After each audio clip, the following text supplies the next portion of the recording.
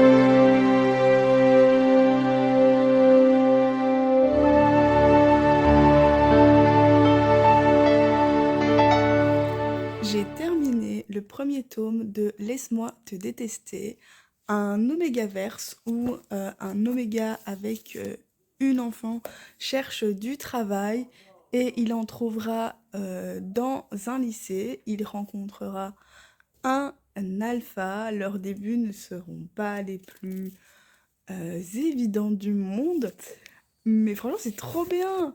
Il y a 4 tomes qui sont sortis pour l'instant. Ben, j'ai lu le premier et ma copine qui m'a dit, quand elle a vu que j'avais acheté le tome 1, t'aurais dû acheter les 4 premiers tomes, avait raison. Parce que maintenant, j'ai envie de lire la suite. Donc, c'est Laisse-moi te détester de Ijiki aux éditions Yaoi Taifu.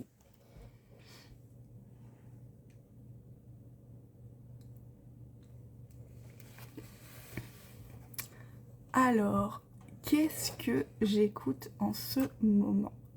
Pendant mon télétravail, j'ai pas besoin d'écouter quelque chose, je vais juste me concentrer sur ce qui est devant moi. Et donc, je suis en train d'écouter une des dernières parutions de chez Alter Read qui est sortie en format e-book, en format papier, peut-être pas à cette date-ci, à la date à laquelle je tourne, je vais vérifier, et en format audio. Et donc, j'ai décidé d'écouter en format audio Somber Game de Sarah G. Lossi, qui a également écrit la saga des Numbers, si je dis pas de bêtises. Peut-être je dis une bêtise, mais je vais quand même vérifier par acquis de conscience. Il me semble que c'est la saga qu'elle a sortie. J'avais raison, oui. Donc la saga des Numbers, donc Number 11, Number 22 et Number 33. Mon Dieu, je devrais les dire en anglais, mais bon, bref, vous avez compris. Il y a la saga des dangereuses... c'est pas dangereuse décision, c'est les ombres de Wonstood, et le premier c'est dangereuse obsession, puis on a dangereuse... bref, je sais plus, mais je vous mettrai ici donc la saga Number, la saga Hidden Secret et la saga les ombres de Woodstone. Et donc moi je suis en train d'écouter Somber Game, que je vais vous mettre ici aussi. Alors il est paru le 6 février, donc finalement il est sorti. Là je l'écoute avec l'application Audible, mais c'est une production Hardigan, ou Hardigan, je sais pas trop. Bref, je vous lis le résumé. Une romance new adulte explosive, un ennemi tout lover addictif aux joutes verbales incisives. Tous les coups sont permis. Elisa pensait avoir connu le pire, elle se trompait. Lorsque sa mère la met à la porte, elle se retrouve à 22 ans à la rue. Démunie, traumatisée par ce qu'elle a vécu, elle se tourne vers son cousin qu'elle n'a pas vu depuis plusieurs années. Il accepte de l'héberger. Une nouvelle vie s'offre enfin à elle, synonyme de sécurité et d'espoir. Tant pis si elle doit supporter Jali, le meilleur ami et colocataire de son cousin. Elle et lui se connaissent et se détestent depuis l'enfance, mais le gamin dégingandé, oh c'est joli, a laissé la place à un homme tatoué au corps de rêve, un homme arrogant, provocateur, qui semble bien décidé à tester ses limites. Les retrouvailles sont houleuses, Jali est furieux de l'avoir débarqué, les problèmes, point d'interrogation. Il en a comme ça assez au quotidien, et Elisa est du genre à traîner les casseroles. Il n'a pas besoin de cette fille un peu trop captivante, lui en ramène chez lui. La haine qui les unissait quand ils étaient enfants est plus vive que jamais. Cette fois, elle est accompagnée d'autre chose, une attirance aussi puissante que douloureuse. Au fil des jours, un jeu sombre et dangereux s'installe entre eux. Les règles sont simples, le premier qui craque a perdu, alors qui sortira vainqueur de ce Somber Game. Ça donne envie, hein? Donc c'est ce que j'écoute pendant que je télétravaille. Je ne télétravaille pas tous les jours, évidemment. L'audio fait 14 heures, je crois, si je dis pas de bêtises. Je crois qu'il fait 14 heures et un petit peu. je vais regarder, je vais vérifier tout de suite. Tac, tac, tac, gna gna gna. Allez, montre-moi combien d'heures il fait. Non, tu veux pas? Non. Si. J'avais raison, 14h11. Et je vois qu'ici, Number 22 est aussi sur Audible. Mais c'est pas le tome 2. Bref. Oh là, c'est un signe. C'est un signe. L'audio de Summer Game est sorti le 7 février for my birthday. C'est un signe, c'est un signe. Bref, je retourne bosser et je vous donnerai mon avis plus tard.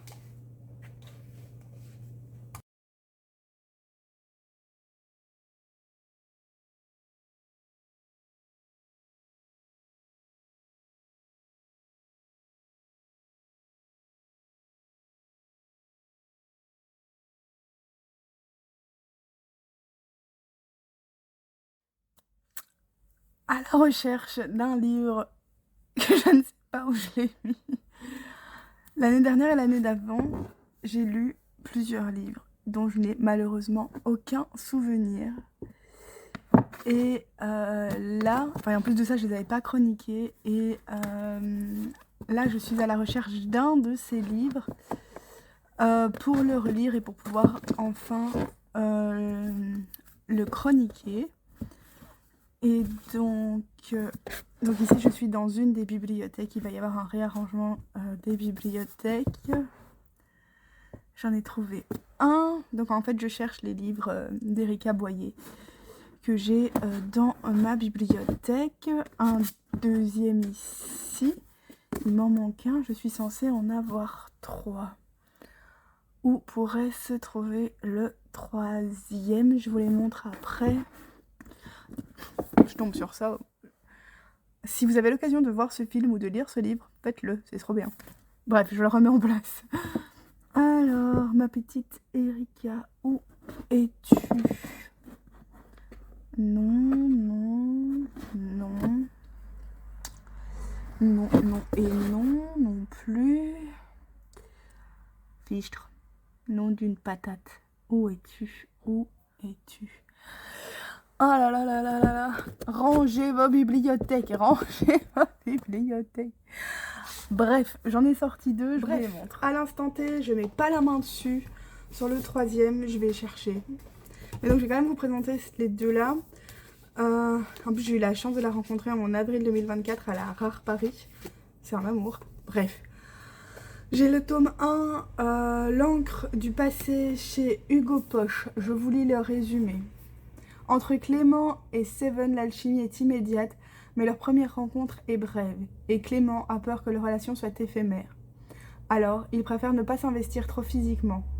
Pourtant, émotionnellement, c'est plus fort que lui. Il se donne et il s'ouvre, se découvre, en particulier lorsque Seven lui propose de jouer. Un chiffre, une proposition, des confessions, qui mèneront probablement à l'amour avec un peu de temps. Les 2 hommes entretiennent une relation à distance tout en profitant de chaque instant qu'ils ont, la possibilité de partager dans leurs différentes villes de France où leur travail respectif les mène. Peu à peu, l'amour naît et ni les mots ni les chiffres ne sont alors suffisants.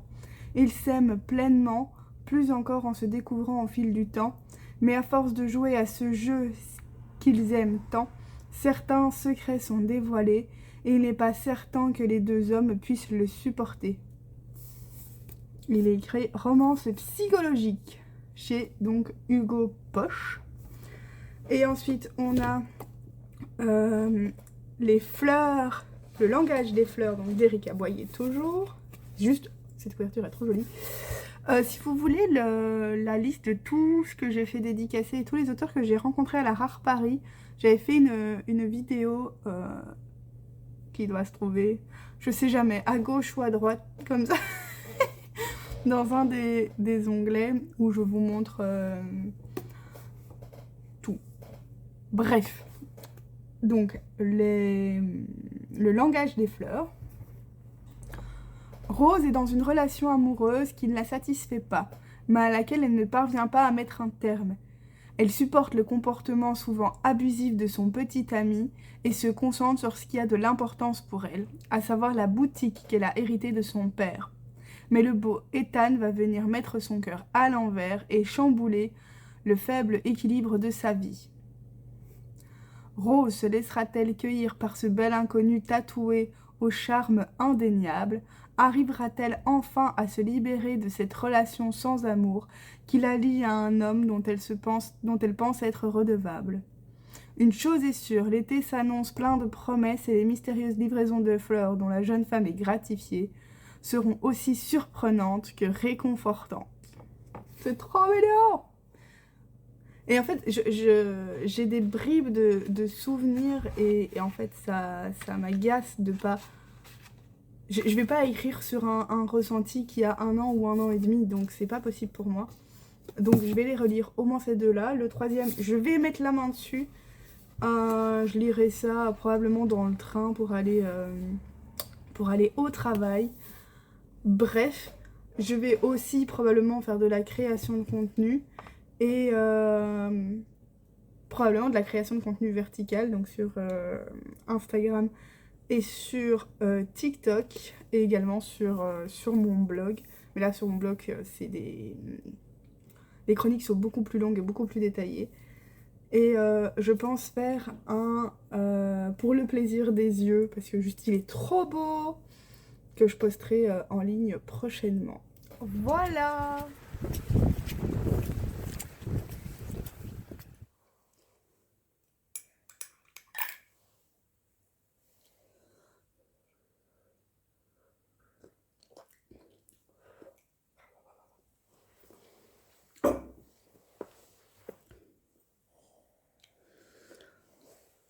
On se retrouve ce matin avec une tête du matin pour vous présenter les dernières réceptions qui sont arrivées cette semaine.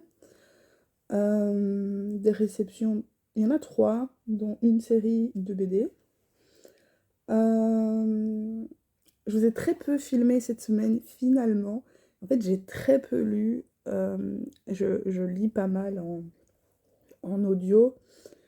Et en fait, la semaine de boulot prend vite le dessus. Et résultat, j'arrive à lire peut-être une demi-heure, 1 heure, mais sur toute la semaine. Bref, je vais pas me plaindre. Donc je vous montre ce que j'ai acheté. J'ai acheté un grand manuel de coréen. Puisqu'avec une copine, on apprend le coréen. Et ça, c'est une des méthodes. J'ai commencé en septembre ou en octobre dernier, mais je suis pas très assidue. Il faut absolument que je me cale ça dans mon planning, comme je mets dans mon planning qu'il faut que je me lave les cheveux le mercredi. Enfin, vous voyez ce que je veux dire? Donc, bref, c'est chez Armand Collin. L'ami qui l'utilise, je trouve plutôt bien fait. Donc voilà, il y a des dialogues, il y a des parties audio, il y a du vocabulaire, enfin il y a plein de choses. Donc on va tout faire pour être fluente en anglais, pas en anglais, en coréen. Et ensuite, une BD dont je vous ai déjà parlé, mais qui était en prêt, et donc j'ai acheté le tome 2. Donc c'est la BD Dérangée. Et donc la petite voix dans ta tête apparaissait. Et donc le tome 3 va bientôt paraître. Et je me suis offert, pardon mon bébé, je viens de mettre un coup à mon chien. Ça va? Pardon. Et donc je me suis offert le tome 2, Dérangé, toujours. Je vois pas de sous-titres ou quoi que ce soit. Non, je ne vois pas de sous-titres, donc c'est juste Dérangé tome 2. Et si la petite voix que vous avez dans la tête apparaissait devant vous, Fleur a repris sa vie en main. Et elle est de plus en plus en accord avec elle-même. Pourtant, Lynn, la petite voix dans sa tête, est toujours là et elle se demande bien pourquoi. Elle a accompli sa mission.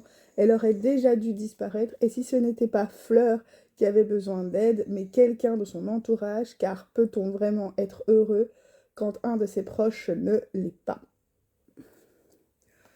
Elle est comme ça. Donc là, c'est Fleur et là, c'est Lynn et là, c'est la petite voix dans sa tête. Voilà, c'est tout. C'est tout. Voilà, c'est tout. Ici, je vais prendre mon petit café. Je vais me mettre au travail parce que non, le travail se fera pas tout seul. Et, euh, et normalement, je vais à la bibliothèque cet après-midi. Donc peut-être je vous ferai des petits plans à la bibliothèque. À plus tard.